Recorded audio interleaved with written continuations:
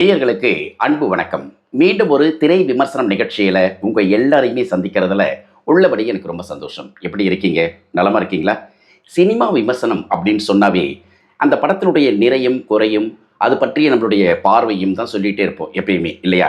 ஒரு சினிமாவை பார்த்துட்டு அதில் நிறை என்ன குறை என்ன இதெல்லாம் ஒரு படமா அப்படின்னு சொல்லிட்டு கிழித்து தொங்க விடுவதல்ல விமர்சனத்தினுடைய வேலை.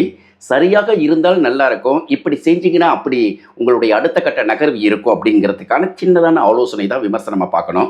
விமர்சனம் யாரையும் காயப்படுத்துவதற்காக செய்யப்படுவதே கிடையாது அப்படிங்கிற ஒரு டிஸ்கிரிமினேஷனை வந்து முன்னாடியே சொல்லிட்டு இன்னைக்கு நிகழ்ச்சிக்கு போகலாம். இன்னைக்கு என்ன படத்தை பற்றி நம்ம விமர்சனம் பண்ண போகிறோம் அப்படின்னா, ஆர்ஜேபி மீடியா ப்ரொடக்ஷன் சார்பில் வெளிவந்திருக்கக்கூடிய திவ்யா திரைப்படத்தினுடைய விமர்சனத்தை தான் பார்க்க போகிறோம். வாங்க நிகழ்ச்சிக்கு போகலாம். ப்ராக்யூரமைண்ட் AI புத்திசாலியான தானியங்கி செயல்பாடுகள் மற்றும் நேரடி தகவல்களுடன் கொள்முதல் செயல்முறையை மாற்றுகிறது. AI சலுகை பகுப்பாய்வு முதல் சந்தை நுண்ணறிவு வரை ப்ராக்யூர்மைண்ட் AI குழுக்களுக்கு விரைவாகவும் புத்திசாலியாகவும் நம்பிக்கையுடன் முடிவுகள் எடுக்க உதவுகிறது. ஆர்ஜேபி மீடியா ப்ரொடக்ஷன் சார்பில் வெளிவந்திருக்கக்கூடிய இந்த படத்தினுடைய கதாநாயகனாக அறிமுகமாகிற ஆர்ஜேபி இவர் தான் இந்த படத்தினுடைய இயக்குனரும் கூட. சரி, இந்த படத்தினுடைய கதை என்ன அப்படின்னா, கல்லூரி மாணவனான ஆர்ஜேபி கொஞ்சம் ரக்குடான பையன். அந்த கல்லூரியில் கொஞ்சம் ரேக்லாம் பண்ணக்கூடிய பையன், அப்படி கொஞ்சம் துடுக்கு, அப்புறம் வந்து அடாவடித்தனம் பண்ணக்கூடிய பையன். எப்பயுமே கல்லூரியில் கொஞ்சம் ஒரு ஹீரோயிசமாக இல்லாமல் கொஞ்சம் ரஃபாக ரக்டாக இருக்கக்கூடிய பையங்க வந்து கொஞ்சம் கவனிக்கப்படுவாங்க இல்லையா? அப்படிப்பட்ட ஒரு பையன் தான் ஆர்ஜேபி. ஸோ அந்த கல்லூரியில் சேர வராங்க கேத்தி. அவங்க தான் திவ்யா அப்படிங்கிற கதாபாத்திரம். கேத்தி கதாநாயகியாக இந்த படத்தில் வராங்க.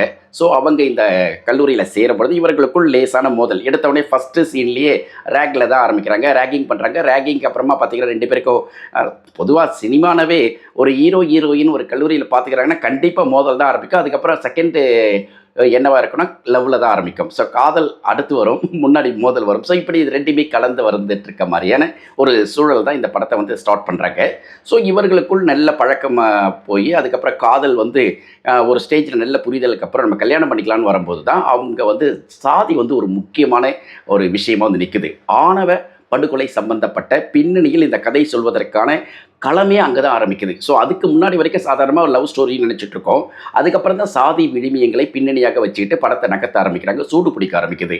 ஸோ இந்த பக்கம் ஆர்ஜேபி, அந்த பக்கம் கேத்தி, ரெண்டு பேரும் வந்து லவ் பண்ணி அதை கல்யாணம் பண்ணிக்கிறதுக்கு வீட்டில் எதிர்ப்பு வருது. ஸோ ஆர்ஜேபி வந்து ஒரு தாழ்த்தப்பட்ட சமூகத்தை சார்ந்த பையன் அப்படிங்கிறதுனால தன்னுடைய மகளை ஆர்ஜேபிக்கு கட்டி கொடுக்க மறுக்கிறார் திவ்யா, அதாவது கேத்தியுடைய அப்பா.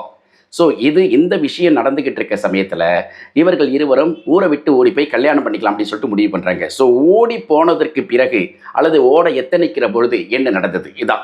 ஸோ கடைசி கிளைமேக்ஸில் என்ன பண்ணுறாங்க? ஸோ ஆர்ஜேபியும் கேத்தியும் கல்யாணம் பண்ணிக்கிட்டாங்களா அப்படிங்கிறதா படத்தினுடைய மிக முக்கியமான நாட்டாக இருக்குது. ஸோ ஆணவ படுகொலையை பின்னணியாக வைத்து எடுப்பதற்கு ரொம்ப ரொம்ப கட்ஸ் வேணும். ஏன்னா ஒரு சின்ன மைனஸ் ஆனால் கூட படம் வந்து அதில் பாதலத்தை தள்ளிடும், பெரிய பிரச்சனையை உருவாக்கும். இதில் வந்து ரொம்ப ரொம்ப சரியாக பண்ணுறதுக்கான முயற்சிகள்லாம் எடுத்திருக்காங்க. எந்த அளவுக்கு முயற்சி எடுத்தாங்க அப்படின்னு பார்த்தா பல இடங்களில் கோட்டை விட்டுட்டாங்களே அப்படிங்கிற மாதிரி ஒரு சின்ன வருத்தம் இருக்குது, பதட்டம் இருக்குது நமக்கு. சரி, இந்த படத்தில் ஆர்ஜேபி ஒரு கல்லூரி மாணவனாக என்ன நடிக்கணுமோ அதை நடிச்சிருக்கார். ஒரு இயக்குனராக செய்ய வேண்டிய வேலையில் பல இடத்துல கடமையை தவறி இருக்கார். பல இடங்களில் அவருக்கு சிறப்பாக செய்யணும்னு நினைக்கும்போது டக்குன்னு காணாமல் போயிடுறார். அது மட்டும் இல்லை, one of the producer. So ஒரு தயாரிப்பாளராக ஒரு சுமை, இன்னொரு பக்கம் இயக்குனர் சுமை, இன்னொரு பக்கம் நடிக்கிறது. ஸோ இத்தனையும் ஒன்றா சேர்க்கும்போது அந்த ஃபஸ்ட் டைமே கொஞ்சம் படபடப்பு இருக்க தானே செய்யும். அதனால் வந்து ஆர்ஜேபியை ஓரளவுக்கு நம்ம அக்செப்ட் பண்ணிக்கலாம் இல்லையா? அப்புறம் கேத்தி வந்து கதாநாயகன் நடிச்சிருக்காங்க. கேத்தியினுடைய நடிப்பு பெருசாக இதில் வந்து ஈடுபடுதான்றதை தாண்டி போதும், ஜஸ்ட் லைக் தட் வந்தாங்க, ஒரு பார்பி டால் மாதிரி வராங்க மாதிரி, இல்லை ஒரு கிராமத்து பெண் மாதிரி வராங்க போகிறாங்க, அவ்வளோதான், அதோடு முடிஞ்சு போயிடுது. அவங்கள பெரிய அளவுக்கு நம்ம அலட்டலுக்குரிய விஷயத்திற்குள் கொண்டு போய் சேர்க்க வேண்டாம். ஆணவ படுகொலை பின்னணியில் போகுது இல்லையா, அதனால் விட்டுடலாம். அப்புறம் வந்து அனந்த்ராம், அப்புறம் செந்தில், பவுன்ராஜ், அப்புறம் கலாரவி, இவங்க தான் வந்து தயாரிப்புன்னு போடுறாங்க. ஸோ இவங்களுக்கு அடுத்து பார்த்தீங்கன்னா சஃபி, ஜிவி, இப்படி பல பேர் நடிச்சிருக்காங்க. ஸோ இவங்கெல்லாம் வந்து கொஞ்சம் எங்கேயோ பார்த்த மாதிரி இருக்கு அப்படிங்கிற மாதிரியும், இல்லை இவங்களுக்கு தொடர்ச்சி வாய்ப்புகள் கிடைச்சா தமிழ் சினிமாவில் அடுத்த கட்டத்திற்கு நகர்வாங்களே அப்படிங்கிற ஒரு சின்ன நம்பிக்கையும் வர செய்யுது. நம்பிக்கை கொடுத்துருக்காங்க சில நடிகர்கள் அதில் ரொம்ப அழகாகவே. ஸோ படத்தினுடைய இசை வந்து பார்த்திங்கன்னா சங்கர் ராம் பண்ணியிருக்கார். ஸோ பின்னணி இசையாகட்டும் பாடலாகட்டும் இன்னும் கொஞ்சம் சிரத்தை எடுத்து பண்ணியிருந்திருக்கலாமோ அப்படிங்கிற மாதிரி எனக்கு தோணுது. காரணம் என்ன அப்படின்னா, ஒரு சினிமாவில் இசை வந்து ரொம்ப அவசியமான விஷயம். அதுவும் இந்த மாதிரி காதல் படங்களுக்கு யாரும் பண்ணாத ஒரு விஷயம். லவ்னவனு எல்லாருமே பண்ணுற அதே விஷயத்துலேருந்து கொஞ்சம் மாறி இருந்தால் மிக சரியாக இருந்திருக்கும் அப்படிங்கிறது எங்களுடைய பார்வை. அப்புறம் இந்த படத்துக்கான ஒளிப்பதிவு 2 பேர் பண்ணியிருக்காங்க. ஜெயக்குமார், செல்வகுமார். இவங்க 2 பேரும் சேர்ந்து இந்த படத்திற்கு என்ன வேலை செஞ்சிருக்காங்க அப்படின்னா, ஒளிப்பதிவுல காட்சிகளை கொஞ்சம் அழகுபடுத்துறதுக்கு முயற்சி எடுத்திருக்காங்க. கதைக்கு கொஞ்சம் துணை செஞ்சிருக்கு அவங்களுடைய கேமரா. படத்தொகுப்பு பார்த்தீங்கன்னா, வளர்பாண்டி அப்படிங்கிறவர் பண்ணியிருக்கார். ஸோ படத்தொகுப்பு ஆஹா ஓஹோலாம் சொல்ல வேண்டாம். கேமரா எந்த அளவுக்கு செட்டில்டா இருக்கோ, அதே போல செட்டில்டா தான் இருக்கு. இந்த படத்தினுடைய கேப்டன் அவர் தான் தயாரிப்பாளர், ஒன் ஆஃப் த தயாரிப்பாளர். ஒரு பக்கம் கதாநாயகன், ஒரு பக்கம் பார்த்தீங்கன்னா கதையினுடைய இயக்குனராக ஒட்டுமொத்தமாக நான் தான்ப்பா அப்படின்ட்டு ஆர்ஜிபி வர்றார். ஸோ ஆர்ஜிபி இந்த படத்தை இன்னும் கொஞ்சம் மெனக்கெட்டு இருக்கலாம். திரைக்கதையில் பல இடத்துல பலவீனமாக இருக்குது. நல்ல கதையை எடுக்கும் பொழுதே, ஏன்னா எல்லாருக்குமே தெரிஞ்ச ஒரு கதை, ஒரு கல்லூரி அப்படின்னா அவங்களுக்குள்ள ஒரு மோதல், காதல் வருதெல்லாம் வந்து ரொம்ப அறத பழசான ஒரு விஷயம். ஆனால் அதையும் திரைக்கதையில் கொஞ்சம் மாற்றி இருந்தால் நிச்சயமாக ஏற்றுக்கொள்ளக்கூடிய விஷயமாக இருந்திருக்கும். கொஞ்சம் மெனக்கெடல் விட்டிருக்காரு. மற்றபடி ஒரு இயக்குனராக ஒரு பக்கம் நல்லா இருக்குது, இன்னொரு பக்கம் பார்த்தீங்கன்னா நடிப்பு அப்படின்னு வரும்போது இன்னொரு இடத்துல ஓகே.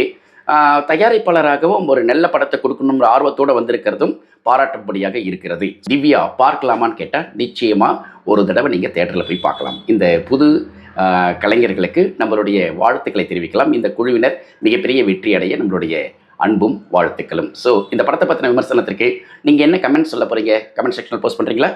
கண்டிப்பாக பண்ணுங்கள். மீண்டும் அடுத்த ஒரு திரை விமர்சனம் நிகழ்ச்சியில் இன்னொரு ஆகச்சிறந்த திரைப்படத்தினுடைய விமர்சனத்துடன் உங்களை சந்திக்கிறேன். அதுவரை அன்பு வணக்கங்களையும் வாழ்த்துக்களையும் சொல்லி விடை பெற்றுக் கொள்கிறேன். என்றும் உங்கள் நேசத்திற்குரிய Naga. See you. Bye bye.